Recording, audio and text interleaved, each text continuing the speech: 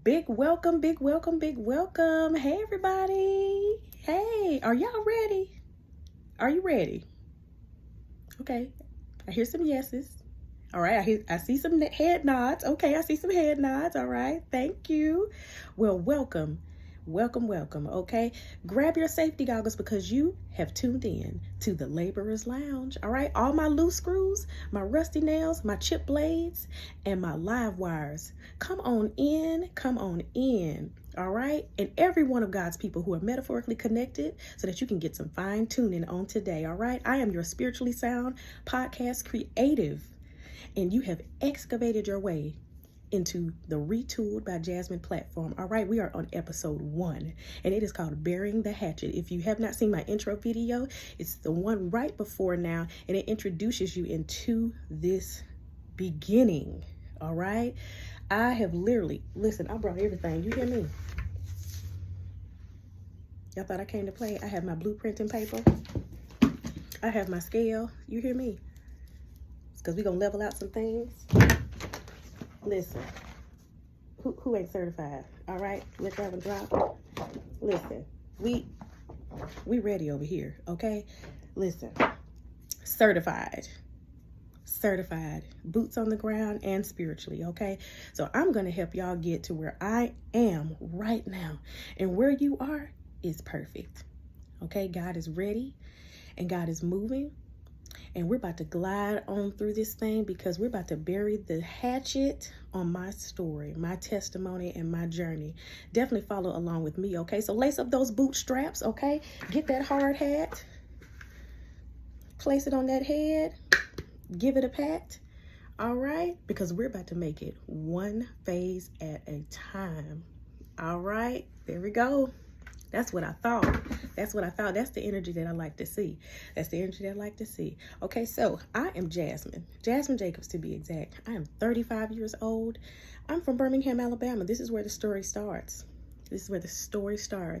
All right, I'm a 1989 baby, so I have one foot in the 80s and one foot into the 90s. I love it, and I think that's an amazing thing because I got to experience so much throughout my journey of even the different industries of the world. Okay, I got to really evolve throughout my lifetime in between two different elements and generations. And so I'm just so blessed to have been born in the time I have. So let's take our journey, okay? Are we ready? Are we ready to build? All right, so my journey begins. All right, I moved to Germany with my mom and dad, single mother by the age of 5. We came back here around the time I was 3.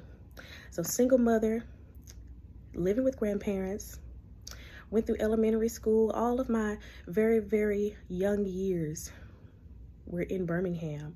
Absolutely loved it. Had some challenges along the way, even through middle school. I was very active. I played tennis. I was a lifeguard. I definitely ran track. So I did a lot of different things: violin, piano, flute. And the two that really stayed connected with me was dance and flute. So musically, I really loved everything wrapped into that. By the time I got to high school, I was able to join the band. The first year we could not be on the dance team, and I had a very amazing band director. And if of course you know me, that you know who my band director was, and he was the most amazing band director who kick-started everything for me when it came to collegiate world. I definitely was on the honor roll. I hadn't always been on the honor roll full-fledged, but I definitely was a scholar. So there were a lot of places that I excelled in. But I also was going through a lot where I would be in the gray area. My gray area was where I was definitely familiar with all of the popular kids. All the popular kids were familiar with me, but I also was very connected with the nerds. Now, I don't know about anybody else. Were y'all like that? Was anybody else kind of caught in that middle section? Okay, because I definitely was. So my identity kind of shifted between elementary to high school. Okay, I was really good at dance, really good at a lot of things that I did. And I noticed those were the beginning of the years where I was starting to understand what jealousy, envy, and a lot of different elements surrounding those things started to happen. I wasn't used to that because I grew up only child. I was used to being celebrated. I was used to being pushed. I was used to having community. And here I am, basically 8 hours out of the day, sometimes feeling confused and conflicted between worlds, knowing who I am, but could not place myself in that space. So as I got to high school, I definitely excelled. I was a dancer in the band. I was very affiliated with SGA. Did a lot of other things as well, socially around the school. And here comes audition times for college. So I had 3 ideal colleges in the mix. My number 1 college I wasn't able to go to. I missed the dance audition because a dance audition for a different college was the day before, and I knew I could not make that drive. I also had looked up all these different things we don't have now. You know, I mean, we didn't have back then, but we have now, which were all these different scholarship opportunities, NIL stuff for different athletic things. I mean, there's so many different opportunities now that we didn't have back then that actually would have helped me make a better decision and gone to that quote unquote number 1 school that I had decided. But I ended up on the hill at the Alabama A&M University. All right, can I hear my Bulldogs give it up for the Bulldogs? There's nothing like a Meta City Classic. You hear me? You hear me? Okay. Yeah, I know. All right. Yeah, I'm going to have a lot of people in my comments. Okay. All right. So back to the story, a little bit more about me. So I go through college. I'm confused, but I'm so excited because I've never been in this territory before. I mean, this is a place where I am literally growing into a woman, into an adult. I'm having responsibilities that I've never had before and the freedom that I definitely had not had before. I was not a clubber. I was not a drinker. I was not a smoker. I wasn't any of these things. And throughout the years, after pledging social Greeks and being interested in a lot of other areas about college, you know, intrigued about a lot of different lifestyles and just hanging around with different types of people that I would never have met in Birmingham alone. I literally loved my college experience. There were many difficulties. There were some difficulties and challenges with grades at times. There were some difficulties and challenges with men at times. There was definitely a lot of clashing with women. Not a lot, but there were times where I clashed. I mean, I even had an incident on my college dance team that very similarly fit into what I had been through when I was in middle school on the dance team and in high school on the dance team. There were ways of navigation that I knew about my personality that did not like conflict. So I would even let things slide that were right in my face. There were a lot of elements around me that would show me that you are a leader. You were placed in this for a reason, to lead, and you were placed in this to change lives. And sometimes that would be shattered by other people because maybe their friend was not the captain, or their friend had not been chosen to be in the front, or their friend had not been selected to do X, Y, and Z. And I saw that became a part of me that was being beat up because dance was my number one hobby, gift, and talent that I have been given to the world, even through church all of my life, and now all the way up to collegiate. I have been an instructor before, a universal instructor. Okay, and if anybody's unfamiliar with this, but Zumba instructing and Universal Dance Association were both what I was affiliated with, where I got to travel all over the place, all over the South region. And that was an amazing experience to me. And I used to do it every summer. I would have a lot of times where I even worked at a gym before where I taught consistently with Zumba. So dance was life for me. So to be uncomfortable in a space like that really drew a lot of insecurity. I had a lot of questioning about who I really was I really worthy? And so that's really where my things started for trying to fit in and saying enough is enough. I'm going to make spaces for myself to be in. So long story short, through that episode, when I get closer to graduation, I start really finding myself and figuring out, because some of my friends have left, some of my friends have graduated. A lot of us have navigated to different areas of our lives, and especially in our careers and what we're trying to do. People taking internships, and you never seen them, again, losing contact. Social media was not as great as it is now. So the connection that you made were definitely good connections that you made, and you kept up with them. So when you lost that, it was hard to really navigate some of these people that you lost. So moving forward, when I come up on my last semester of graduation, now mind you, construction management was my major. So I was in the engineering building. My minor was urban planning, and what I had planned to do all of my life was to build homes. I wanted to be affiliated with building homes, or making sure that our Black and brown communities were built up just as well as some of our counterparts. That we had very nurturing spaces that weren't run down, that were not where the lack thereof was, where our corner stores actually looked safe enough for me to send my future children in while I sit outside so they can go get a snack and we come back out, where there were no barred doors and windows. So I had these visions of being a builder, a contractor, a project manager, or an urban planner through college. My grandmother instilled that in me.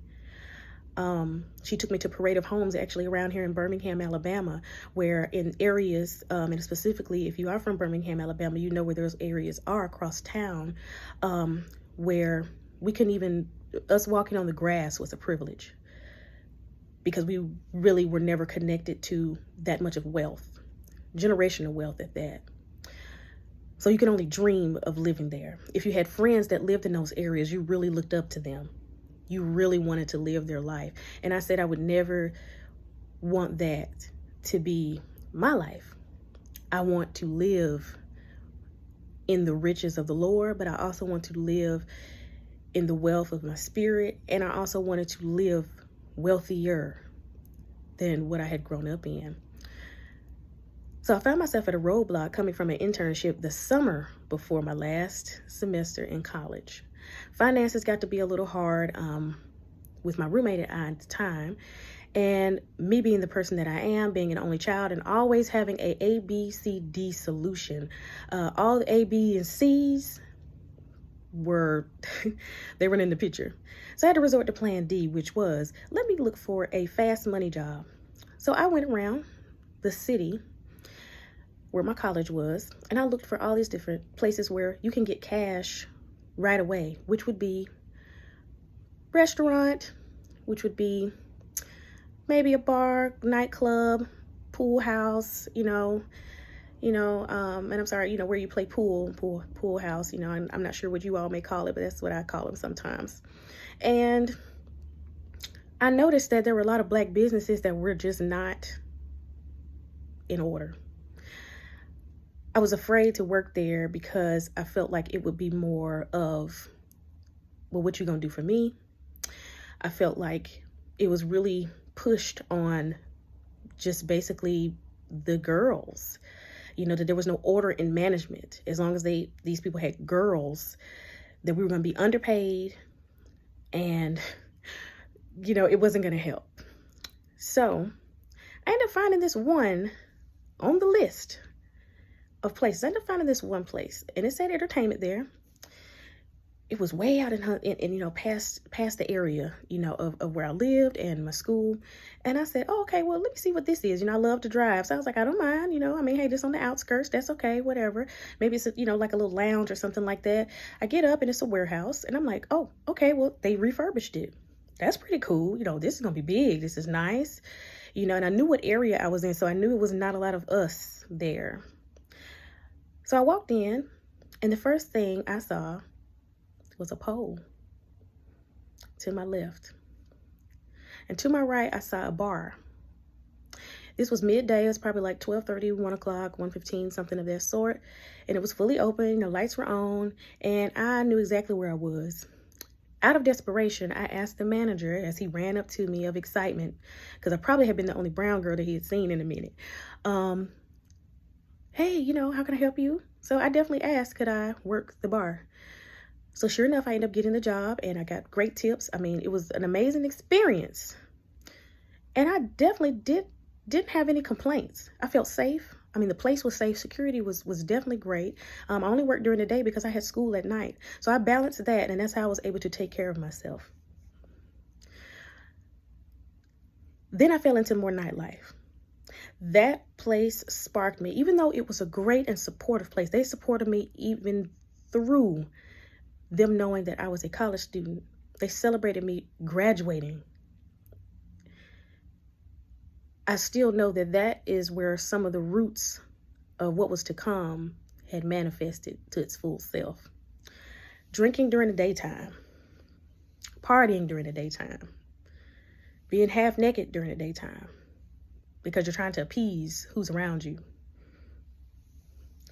I even got involved in being very much open to opportunities throughout that club just to make a little extra money. So moving on, I get to graduation. I'm fulfilled. I have money. I have money.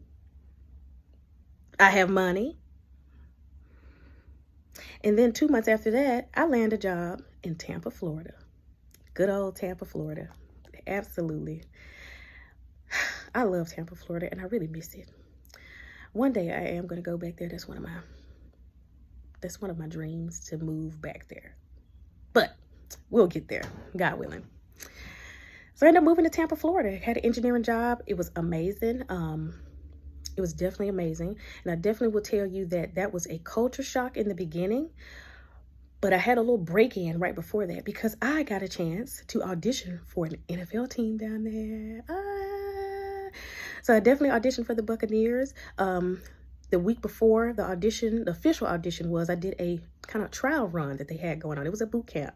And I got picked. I definitely got picked as one of the 4 people that they surprised us that can skip the first round. I had met a young lady there. She knew that I didn't live there, but we literally befriended each other that day. She was a gorgeous, gorgeous, gorgeous girl.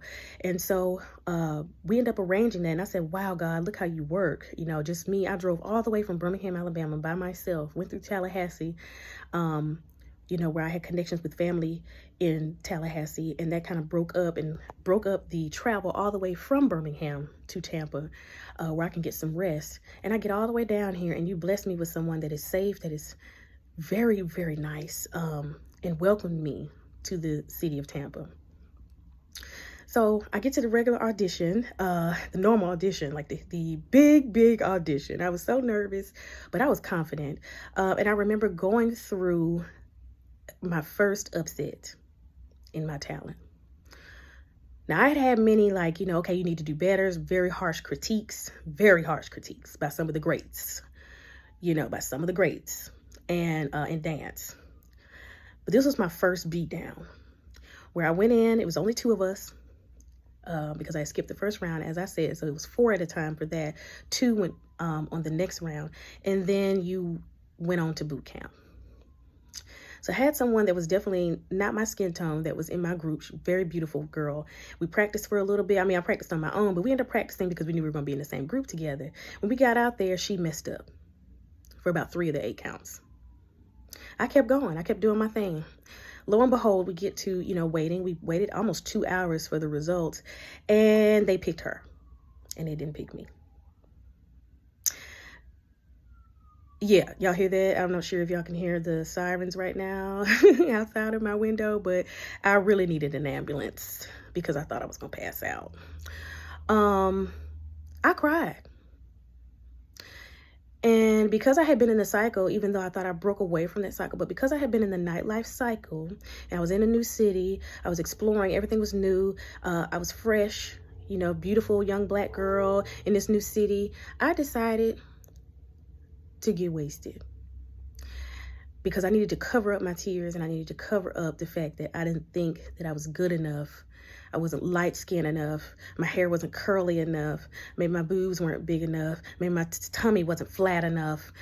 I went through all these negatives because this NFL team didn't pick me. Not only that, I found another audition for the NHL team that was also there as well. And lo and behold, I didn't make that even through the first round. So I really thought that there was something wrong, not realizing that most of these teams have a lot of politics behind them. I didn't research any of that. I didn't.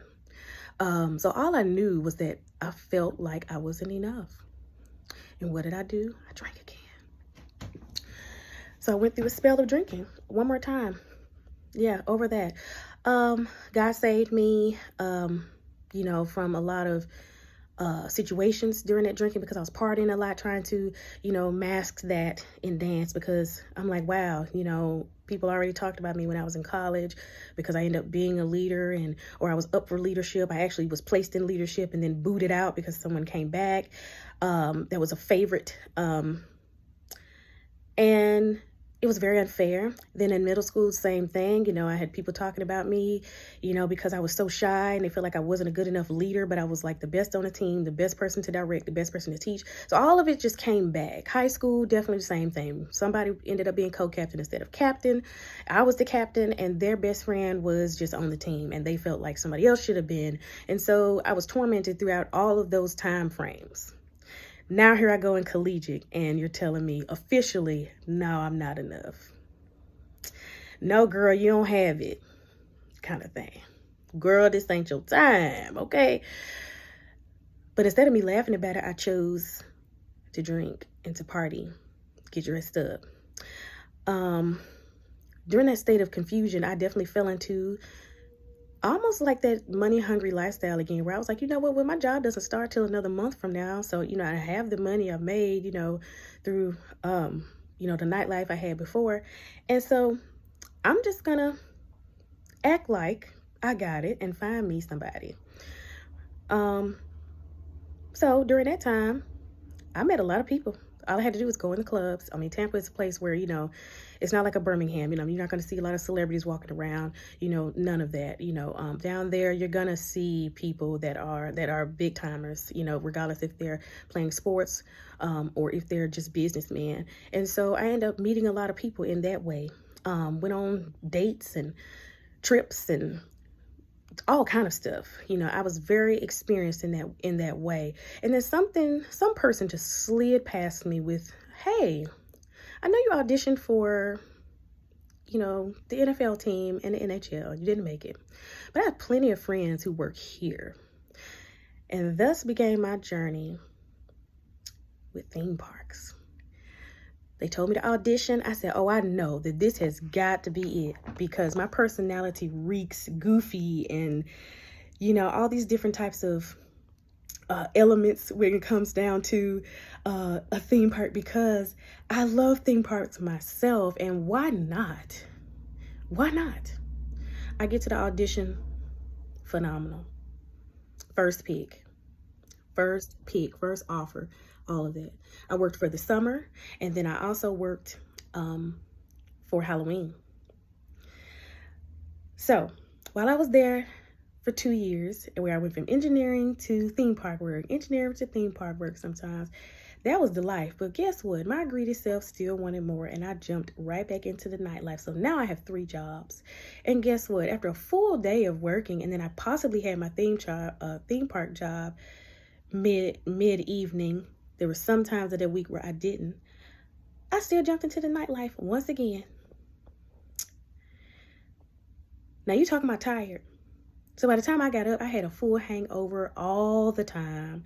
I mean, I was so sluggish. I had called into work several times before, and I was like, these people are going to be looking at me crazy, even though I do my job so well. But that kind of had a stronghold on me, and I didn't realize what was happening to me, but I did realize that I was dependent on that after a while. So one night, feeling a little saucy, I went through a drive-through to get something to eat right after my nighttime job. And I went to that place. I think it was like a Crystal's or something, but it was right down the street from the club. And I went there,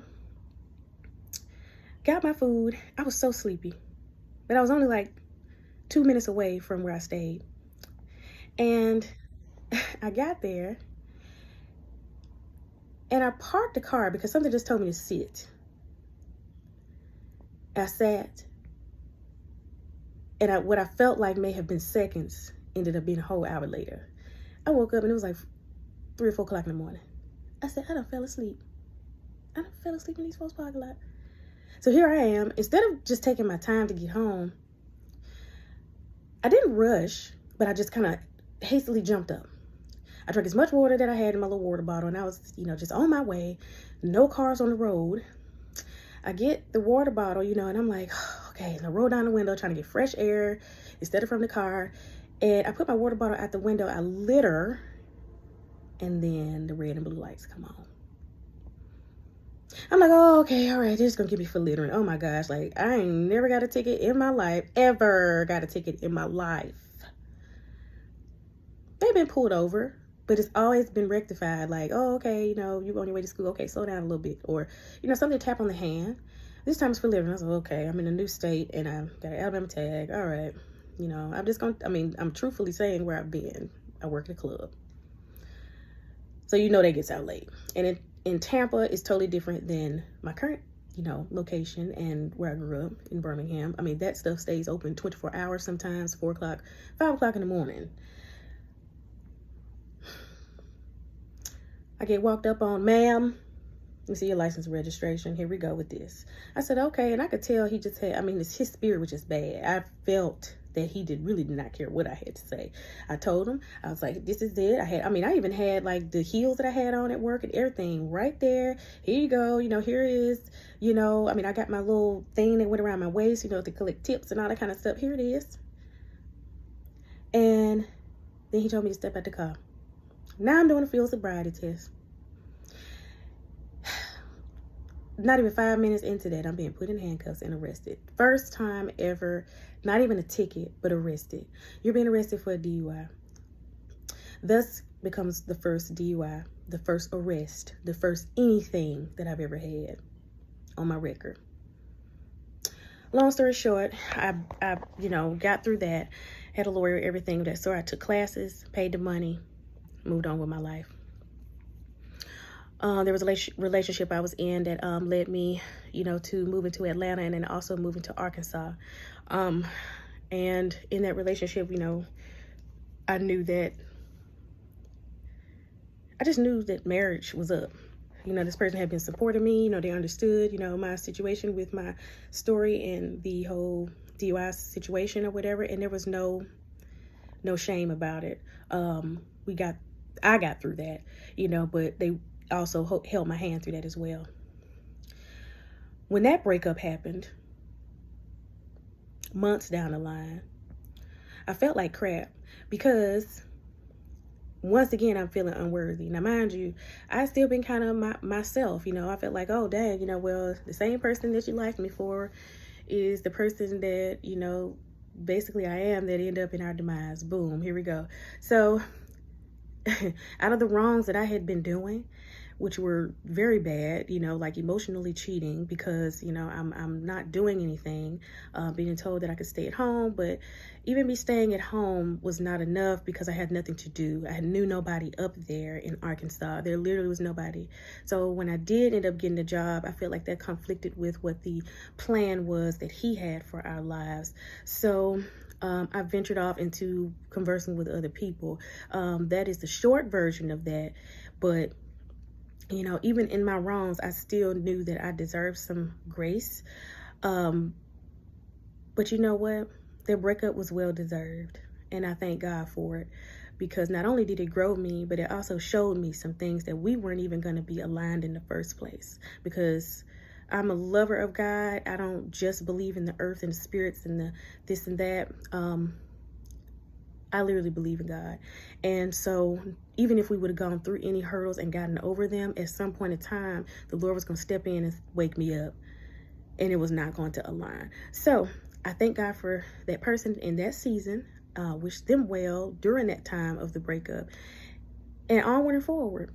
I go into my master's program after moving back from Arkansas and I get back to Alabama. I go into my master's. I'm like, girl, listen, I'm about to level up. I'm about to level up. And I did. So I went, started my master's, met new friends, whole new thing. Nobody really even knows I'm there.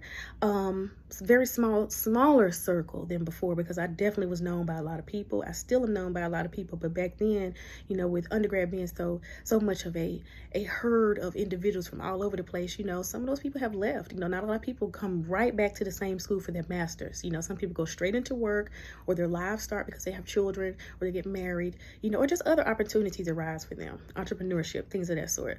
So as I'm going through my master's program, I get a little happy one day because a friend calls me after work. I mean, I'm a real estate assistant. I am doing it up, you know, and got a new car, everything, you know, and I was a Lexus girl, SUV. Always been a Lexus girl. So this was the upgraded version of that, Lexus RX 350, if you know what I'm talking about. So as I go through that, a friend calls me and they're asking me to come to Birmingham. Now, who told me to go turn up before I even get on the road, before I get to Birmingham? Well, I did it.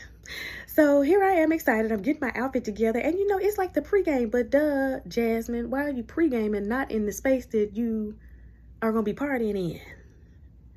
Well, at that point in time, I didn't think about that, because guess what? I was free. I was free-spirited, and I was just excited because I had overcome a little hurdle.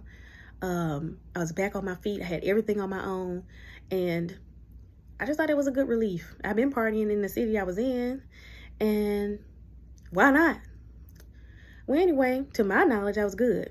I get all the way down the road. I'm freewaying it, you know, bouncing to the beats, you know, the best of the best. Now, mind you, in this year, it is 2017. My birthday is 2 weeks after this weekend that I'm leaving to randomly go, because some friend called me and was excited for me to just come in town and party. Well, I get to a gas station because I'm deciding to get gas. Well, that one was closed. I stopped in a very not so good area. It was very, you know, a little shady, a little racist, you know, and I've been told that all my life. But you know, when you're not in your right mind, you don't think about those type of things. I stopped and I get pulled over. I'm sorry, I get pulled up behind. And this person comes out, gets out the car, police, and they're like, ma'am, you know, somebody had reported that somebody was driving irate, da, da, da. Now, mind you, I ain't driving irate, says the person who's been drunk for like 2 hours prior to even getting on the road.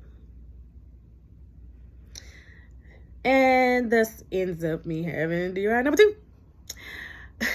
So now I know, is this a problem? Like, okay, I need to stop. First of all, I need to stop getting caught. That was one. Because every time I went to a class, every time I paid my money, I was always around people that did not look like me. I looked like the most healthy out of all these people who were here doing drug tests, who were here paying their money, who were here giving up all of their selves to have fake pee and all that kind of stuff. I'm like, I ain't even doing none of that. I just need to stop drinking, you know, like I am. Once again, never knowing that there was a problem. Now, a little time goes on, you know, I celebrate my birthday, all that goody stuff or whatever, you know, boom, you know, I end up falling in love again. My child's father, we end up having a son, and he's the most beautiful thing. I really felt like I was, you know, finally back in my element.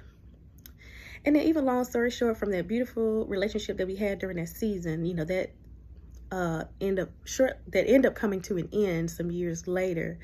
In the midst of that, there were a lot of complications. Financially, there were a lot of complications, you know, just what am I doing here again? This is another 4-year relationship that literally is not about to have the outcome that I expected.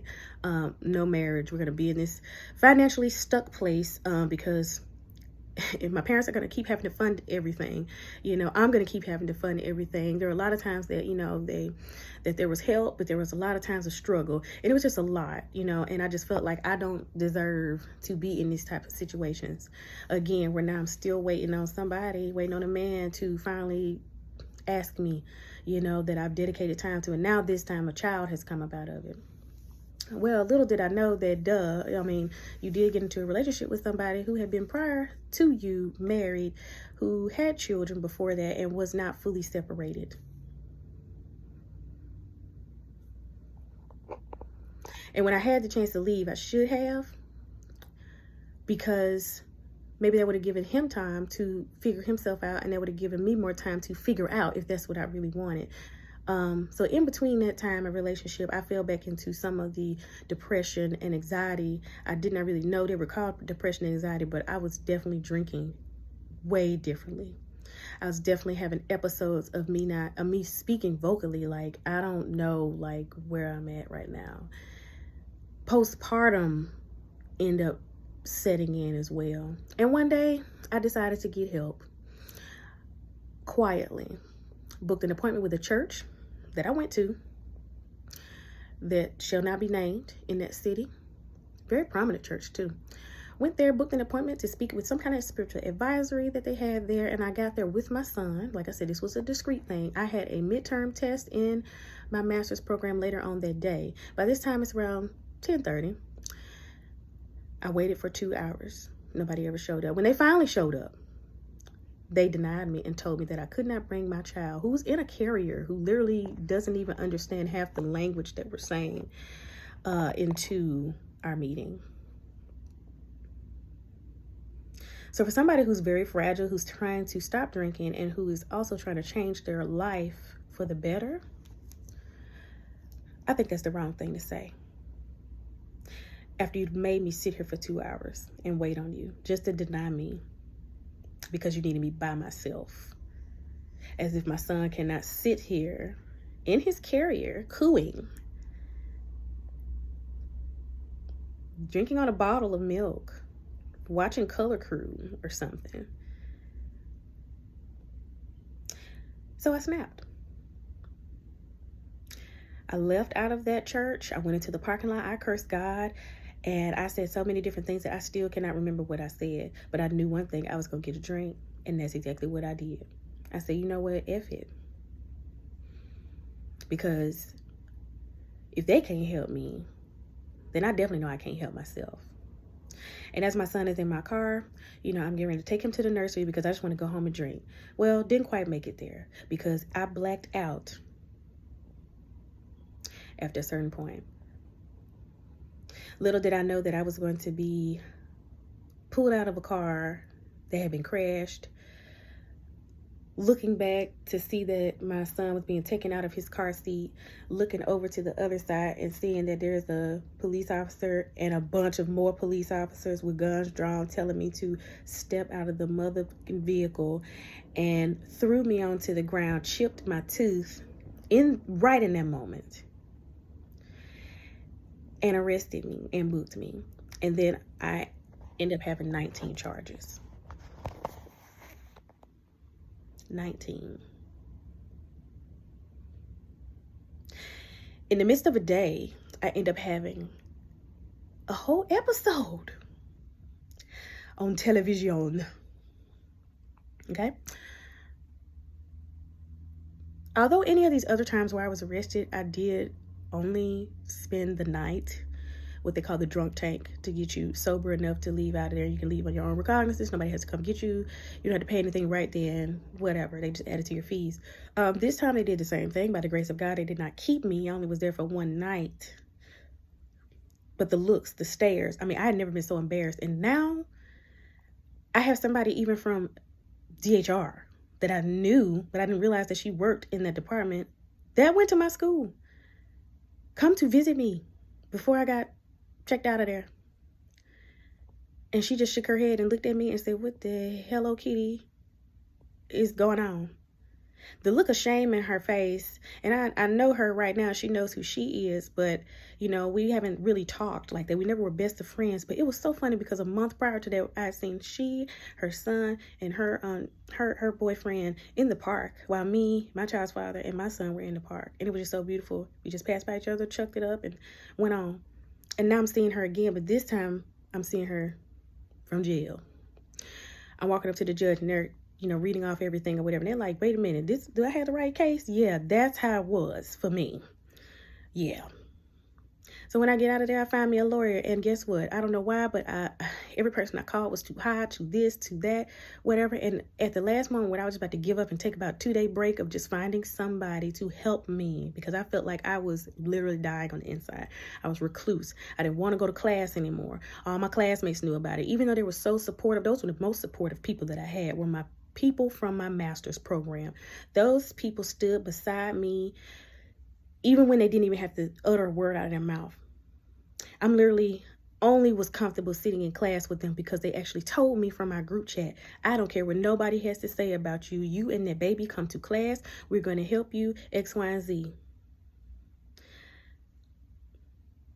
I got so many other phone calls from other people being messy. Some of my mom's friends kind of, they did their thing in trying to help. But the loudest thing was the silence. From all those people who you're friends with on Facebook, who you went to church with, who you've known, who you've been connected to, that just hear or see and they say nothing. Not even a check on you. Not even you might not respond, but just know I'm praying for you. Now, mind you, I don't expect nothing from nobody. And I had to get to this place where I don't expect anything from anybody, but I know we are all God's people. And sometimes there are certain people that really, they don't know how to approach you. So I understood all of that. I'm very aware of the different layers to that. So I never tried to take it into just such a personal space. But when you go through very traumatic things, whether it be divorce, whether it be arrest, whether it be any kind of situation where you lose your job because of whatever the case may be, people start to talk, and it's not always for your good. People share the information, and it's not always the exact information of how it was. But yeah, so I did not go to my homecoming because it was probably like a week and a half after that when the incident happening. And I was being protected then. God led me to a lawyer who actually used to be a judge. That man helped me out immensely, and I'll end up with a person who definitely was not the person that, because I didn't know any of these people in this court system. But when I was told who I was told that was over it, who was going to be watching over my case, I felt a sense of calmness, and I had no bad things that I heard about him. My court dates ended up being pushed back 2 or 3 times. So I was literally like free. I got to spend holidays, all those things, but I still had this in the back of my mind of like worry. Like I had suicidal thoughts. I had all these kind of things like going on, and it was just not good. It was not good for the average person to be weighing all that down still while trying to take care of a baby, being told that your child, with them being in a vehicle, we're going to have to monitor you as a parent. Never got my child taken away from me ever. So we're going to bury the hatchet on that. That's why we're here. Never got my child taken away. Never had anything like that happen, but I did have to take some parenting courses that helped with that. I did have to do some drug screenings just to make sure that I wasn't a Looney Tune. But I definitely did. I definitely had to do some very in-depth things when it came to taking classes that weren't just driving classes. And I graduated from those places and completed them with really much ease. All those things helped, and excuse me for adjusting my camera. All those things definitely helped, and I made some really good connections. But when I tell you the testimony that came out of even just that process was unbelievable. Thank you for staying with me if you're still here. Because this is a testimony that you have to listen to every season that I was in. You have to understand how I got to where I am now. Because the context clues are there, but they're written in ghost ink. And you won't ever know them until the person who wrote the book is able to give her audio version. All right. So the Lord has allowed me to do that. So thank you for still being here. So I go to my court session. It was in April of 2019. Never forget this. One of my heaviest memories from that time frame. Walking in there just thinking, they're finally going to give me, what I need to get. It's going to be probably a heavy load of this and fines and fees and all this kind of whatever. And I stood there and I had the prosecution in there, basically just kind of trying to rip me a new one, but softly. And this black man of a judge, and me having a black man as a former judge, but my lawyer now, they had little words of exchange, and the man asked me, did I have anything to say? And I played my case. I read my entire life down, very short and brief, but I definitely gave him all the accolades and who I am and what I'm doing and what I'm trying to build. And, to let him know that I was still a worthy person, and I definitely had a mental breakdown. I've never been to any institution or been diagnosed, but, over time and the classes that, you all have provided for me to complete in order for me to be deemed competent to be here, they have served their purposes. And I know now that that's what I was dealing with: depression, anxiety. I was definitely dealing with chronic depression and anxiety at that. There were so many mood shifts, and I definitely had a substance abuse disorder. The first time I'd ever heard it. We all think that, on one side of your palm, that's who it's for. But it doesn't have a color, an age, a face, a rank, a leadership role, a neighborhood, an heir.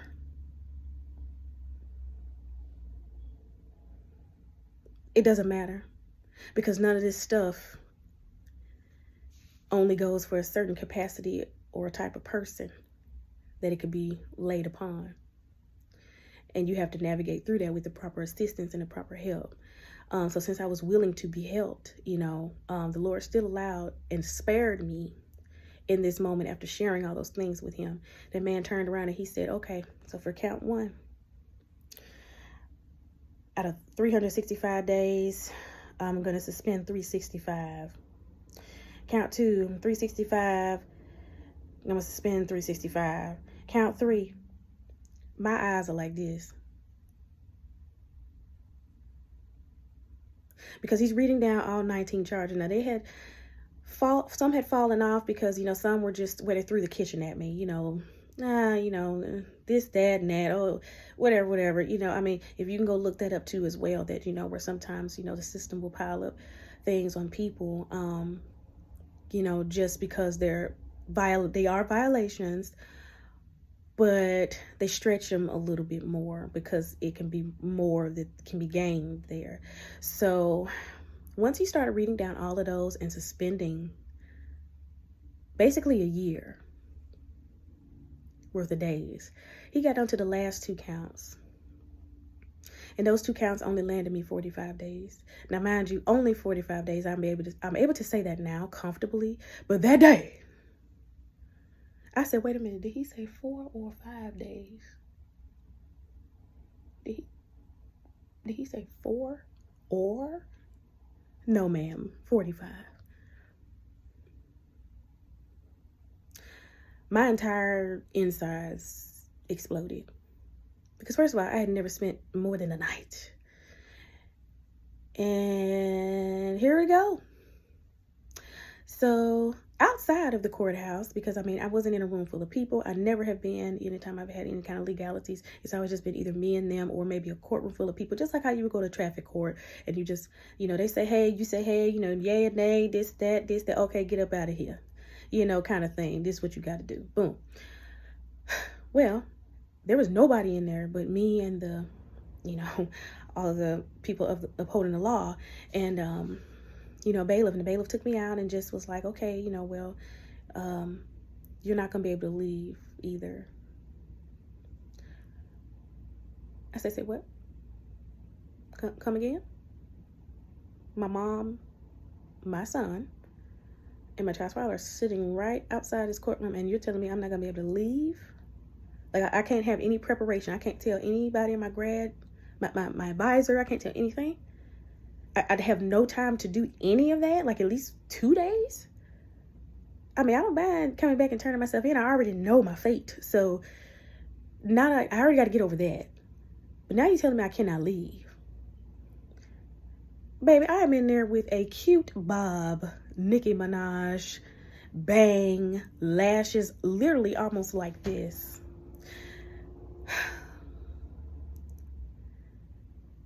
So I'm finna go in there like this. I'm finna go in there like literally now. That man was also an angel. So not only was my lawyer an angel, the judge was an angel, because he suspended so many things, and the only 2 that he could not negate from, he still gave me the least amount of days. 20 for one and 25 for the other one.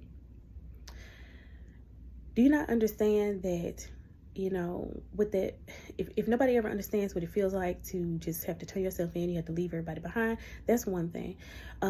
If you never experienced you having to, being told that, or where you've seen the court cases on TV to where these people are in court and they're already shackled up and they see their family, and that's the only time they see their family, and they have to turn around. They can't even get a hug, or if they do get a hug, it is very brief. That bailiff let me stand outside of that courtroom for an hour and a half just so I can at least call around. Now, mind you, it was evening, so I couldn't call anybody for school, but I called the people that it meant the most. I literally went into this silent. Nobody knew, unless you were my best friend who's in Florida, who's also my son's godmother, and really, really close family. So I went ghost off of social media, everything. I got in a whole new space. I was in my Paul era.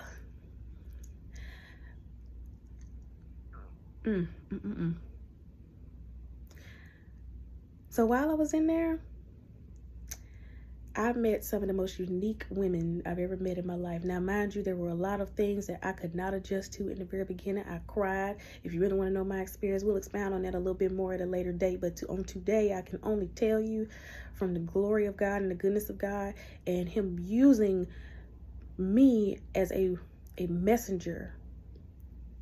Because I know many of people who are connected to me that would not have even survived a day.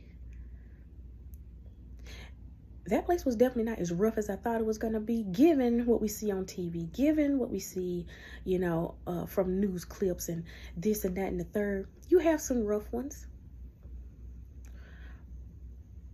But when I tell you I learned so much from more than 70% of the women in there, some that had been in there 5 years, some that were on their way to prison. They were just waiting on what they call the train, which is just a bus that comes and picks you up from jail to go to prison. You never know when your time is going to be, but you know you're going to prison. So they send you to jail first, which is your kind of transitional. The lifestyle in there, of course, it's none. Where? What lifestyle? Huh? You're in the same stuff every day. Now, I can't say that we didn't have issues with changing jumpsuits. They kept that up. So I do applaud them on that. But baby, that food.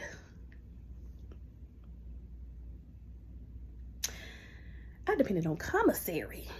Baby, when I first understood commissary and how it worked, you know, and because my parents haven't adjusted, like, what is this?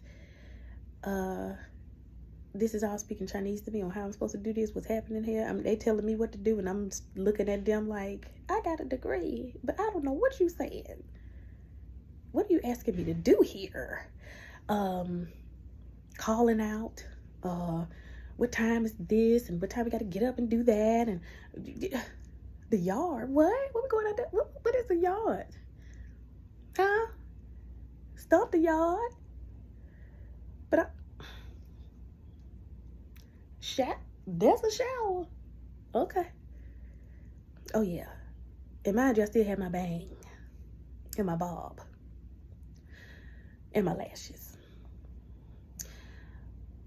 But I changed a lot of people's lives in there. There were a lot of people who I did things for. I mean, I wrote letters in there to people before I left. Just during the time I was there, I even had just like 2 weeks prior to this woman coming in there. She was a Hispanic woman. I had just asked for my folks to send me a book from with, dictionary words in there, because I knew that I was in a Spanish course before I left, before I was basically sentenced.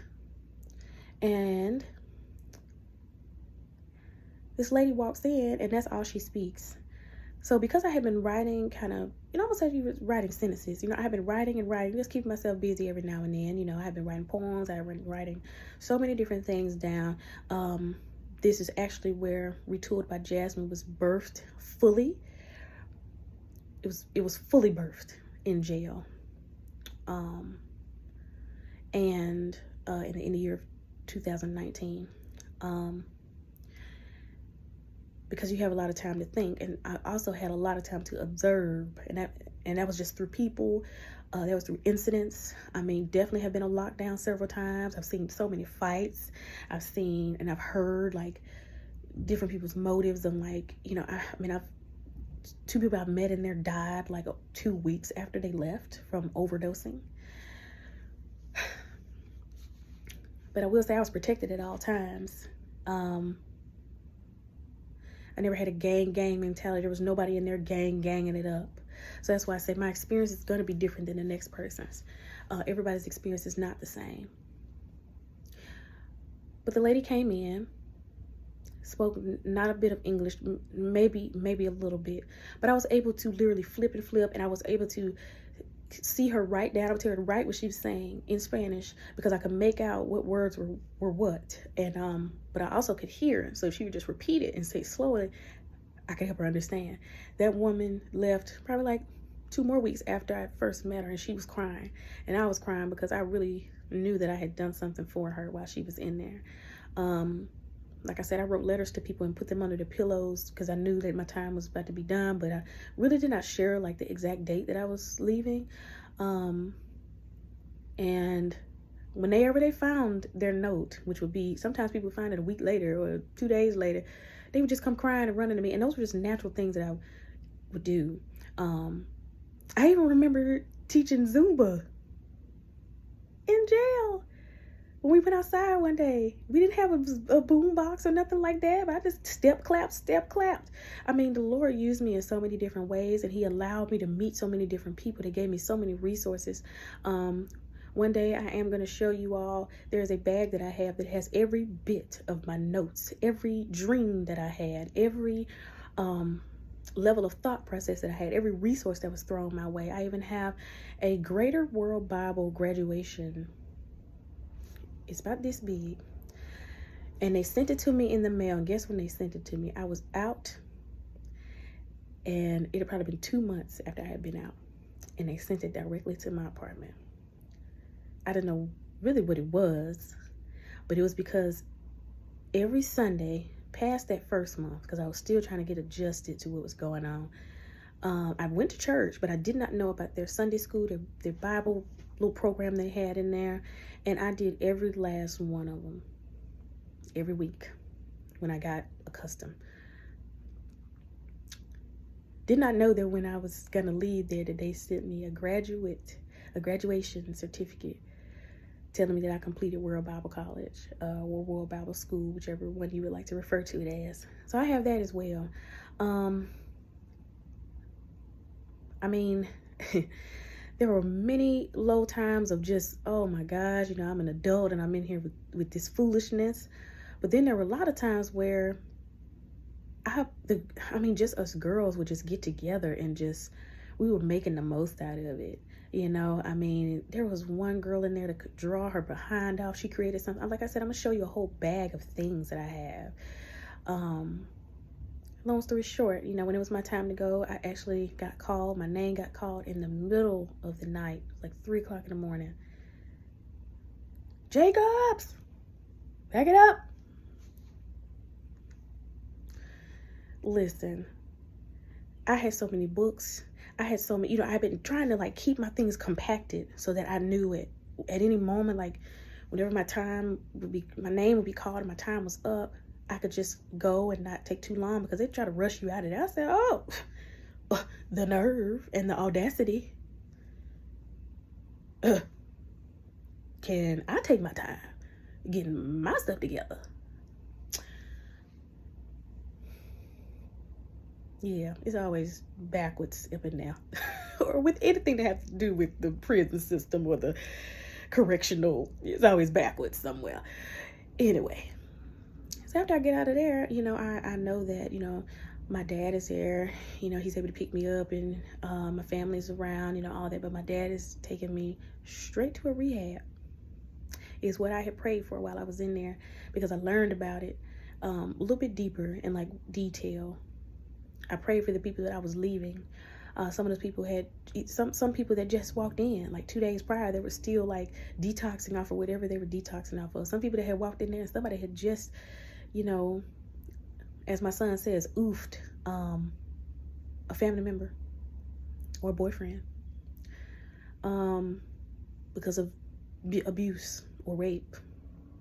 And I will say I'll bleep that out if I need to.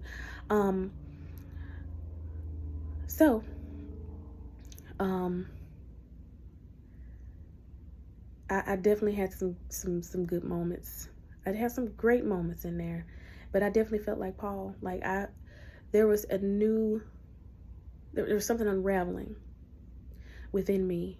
There was a new purpose that definitely had the sprinkles of all of the gifts I've always possessed. So he used me, and that's why the tools not only come from my career the path that I had been on, but there were different tools that I was given spiritually that had definitely impacted my life and pushed me while I was there for greatness as I am here. Went through rehab. I got there. Once again, the grace of God stepped in, the blessing, the glory of God. See, God has been on my side.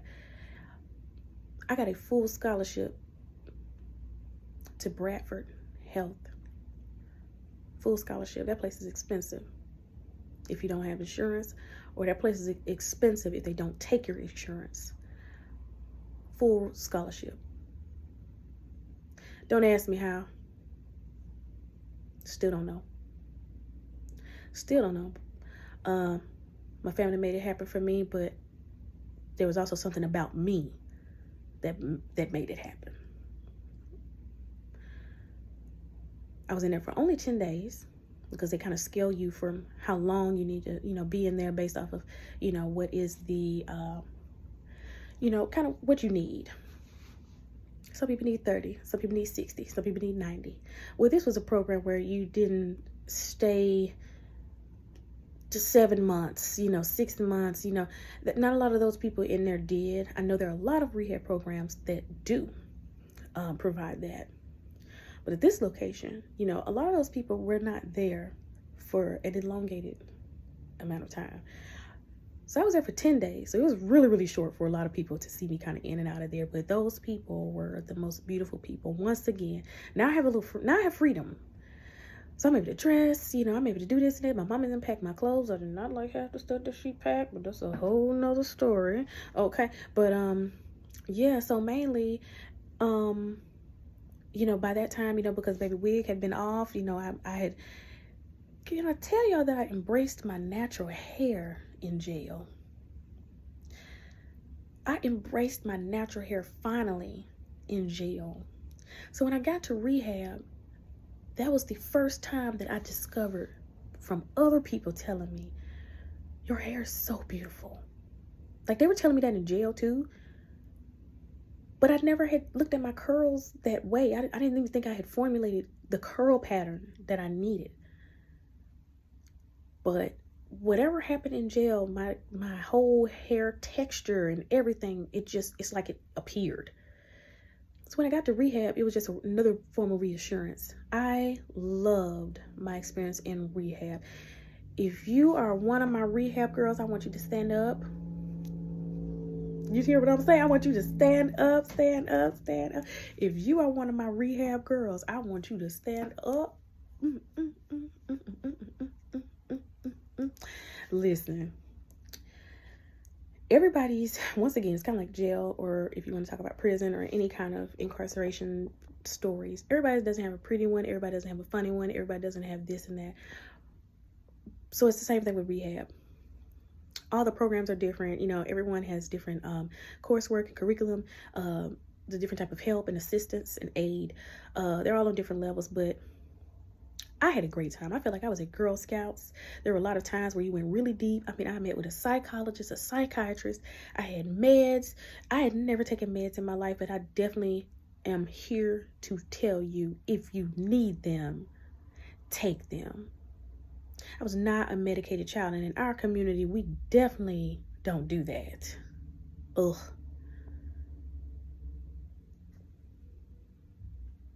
What? Oh, no, ma'am. If I needed help going to sleep because I knew I was probably going to have a breakdown mentally by thinking about or being triggered because I just gotten out of jail, I was the only one at that specific time frame that went from jail straight to rehab. Other people kind of just, walked in because they needed the help. I did that for the first 2 days. I was fine after that, but they still were offering, because of everything and because of my write-up and because of all my statements and everything like that, they gave me, medication for depression and anxiety. And it worked. It worked. So I definitely know that if there's nobody's shoving it down your face. But you also have to know, and you have to listen to the people, listen to the support and the counselors. You have to listen to even spiritual counselors, even if you're not in rehab or going to rehab or thinking about going to rehab. There are people around you. Listen to other people on YouTube. Listen to their stories about, what they have suffered from and what you think you may have, and what's right for you and what's best for you, because there's nothing wrong with telling the doctor what you feel is better for you. So that's where I was with rehab. I mean, they were supplying me everything. I mean, I'm in there coloring. We're in there playing games. Like I said, it's almost like Girl Scouts, but we're having serious time as well. That's helping you break down who you are and helping you rediscover the person that you are. Also giving you a lead on that can trickle you all the way back to where this all started. And if it wasn't for rehab, I would not have even understood where any of this started, what even my triggers were, what my troublesome parts were, or anything. And when I tell you I was the happiest person in the world to receive my coin and my completion from Bradford Health. Shout out to them. Shout out to them. I remember seeing them at the Addiction Prevention Coalition here in Birmingham, Alabama back in April 2024. And it just brought a little tear to my eye. I was like, wow, we're in 2024 and that was 2019 where I was in your facility. So after I get through that, I'm done with rehab. I walk back into the world. I took like a little small bitty baby job that didn't last too long, about a month. And engineering woke me back up and called my name. They answered. I was an outpatient this time. Inpatient at Bradford was literally me spending the night, me staying there. That's my residence for now. Food was amazing. Outpatient, I go visit maybe once or twice that week. So while I'm doing outpatient, I got the phone call. After all the jobs I had applied to, the Lord made it happen in 2 months after I got out of rehab. When I tell you I'm still worthy, you are still worthy. Can't nobody ever sit up here and tell you that you are not. So do not let a record, do not let a past, do not let a struggle, do not let a person or individual, do not let a deficit, do not let your left leg being shorter than your right leg tell you that you cannot run to your destiny and that your destiny is not calling you, because literally the Lord handles all of that. Put yourself out there as if you are, and it's not of what you were. So that's what happened. And I definitely was excited to jump back into engineering. Ever since then, been in engineering. So that's why construction is still my thing. That is why the theme of Retool by Jasmyn is what it is, because I have literally received all of the tools. Everything that has happened to me past those time frames, those key time frames, those sad time frames, those horrible time frames, those, my son being born, grad school, auditioning for professional teams, going back into my childhood years, and having all this excitement and freedom, and college being amazing. All those experiences, listen, all of that prepared me for this moment right here of burying the hatchet. Nobody else can tell your story but you. I'm not ashamed at all, because I love myself, and I know that all the sacrifices that have been made, I know the trials and tribulations I've faced, and I definitely know that the Almighty God took me through all of that to help somebody else. Because if you think that your story is the only unique one out here, if you think that you are you don't know why these things are happening to you, if you think that your lack thereofs are going to be the face forward for everyone to see and to judge, and let them do that, because see, they don't know Christ anyway. They haven't even run into what grace looks like or mercy looks like. Just ask them what they did last night. Ask them what they just text the person this morning and lied to them about. We all are not perfect. But all the way up until now, like I said, even after getting that next phone call, engineering has not called me back. There may have been slow paces in a transition into a job, but I even walked into the beauty world. I have worked for Ulta. Some of you all have seen that. I worked at managing fragrances, and I also color matched a lot of people, where I also stepped really into a little bit of the beauty world, not as an MUA, but just as a beauty advisor, because that's actually where I wanted to keep in what I love to do. I've always known how to do my lashes. These are strips.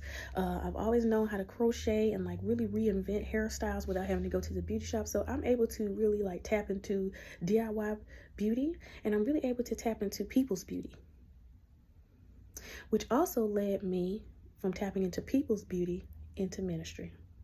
And that's why we're here today. So it's a combination of things, because at the end of a project, of every project, does not matter if it's residential or commercial, even in industrial, there's a beautification at the end. Okay, you have to go dig deep into the ground where it's groundbreaking, and it's a lot of dirt, and it's a lot of, you're trying to see it from this paper and trying to place it there visually, but it's going to happen. And then you start going through all these little minute things that might keep you in lag days. We have to reroute, we have to rewire, we have to kind of etch and sketch, backwards. But other than that, you're already in the structural work. Next thing you look up and know, y'all ever pass by those buildings that were one week you look up and it's literally like half the building up, and you were like, I know for a fact they didn't do that fast. Yep, absolutely. That's what your life can look like and is like, because once you look back at all of the things that the Lord has brought you through that you didn't even give the Lord credit for, and that is okay, because he has forgiven us for that, because I was that person too, not realizing that was all him. There's no way that I went through 3 arrests and am not dead. How many times I look at the news to see how many times I was when I was in jail, and I was permanently there for a while. How many people who had gotten DUIs that were there for a year?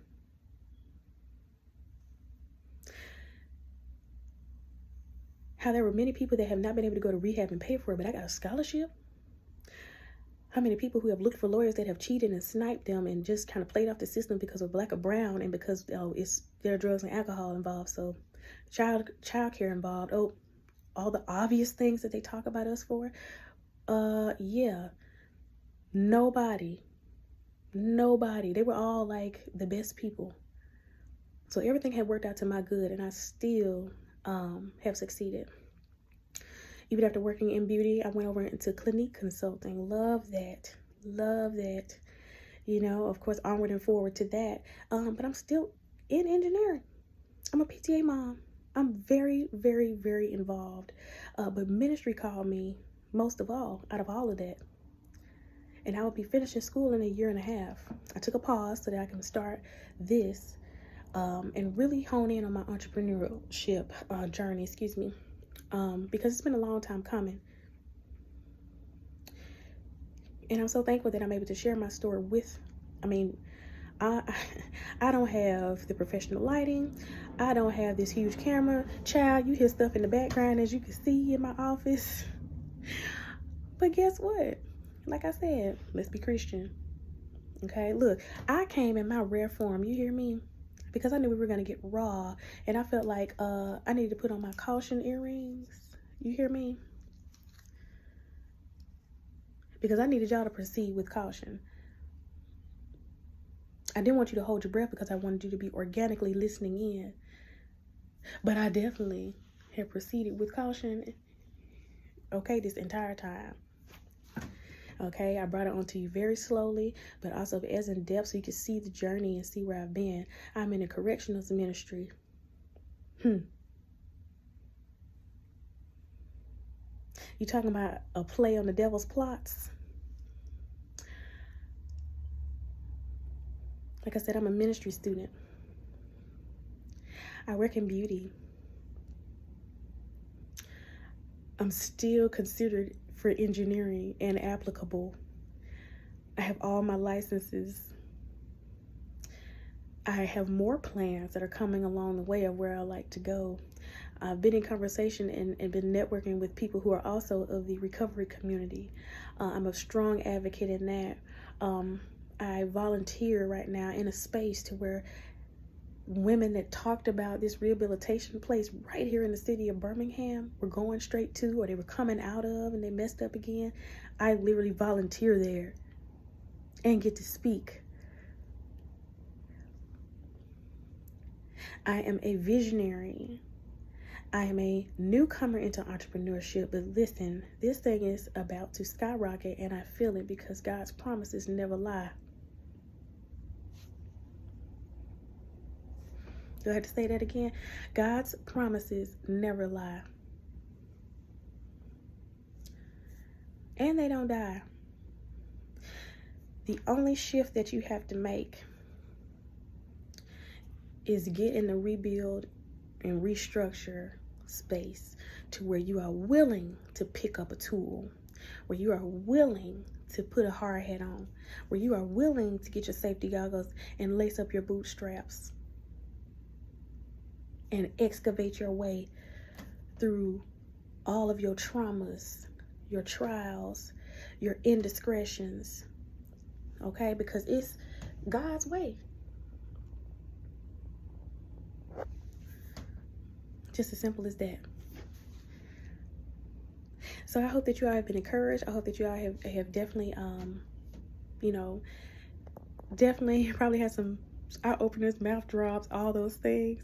And that's good because that's what we said we were going to do anyway. Correct. Okay. So I'm glad that you were able to build with me and bury the hatchet. I'm coming to you raw and real. That's why I literally had no makeup on today. I literally came as myself. Now I have lashes. Yes. I have a little lip moisturizer. Yes. I have nails on. Yes. But my normal aesthetic of all of this, me, okay? But I thank you all for being here. Thank you all for supporting me. And this was episode 1, Burying the Hatchet with Retooled by Jasmyn platform. I am so glad. Like and subscribe. All right, you have lasted an hour. because that's how, I mean, you needed to hear detail into my story. So I thank you for letting me share. All right. You can put down in the comments anything you would like, anything that you may have connected to, any scriptures that you feel like may even connect to my story, or anything that you may have learned, especially if you have been in the space of rehab, incarceration, or if you have had any kind of legalities within your lifetime, troubles, trauma, depression, anxiety, any kind of, any substance abuse, any of that. Okay. All right. So thank you for letting me build once again. Peace, y'all.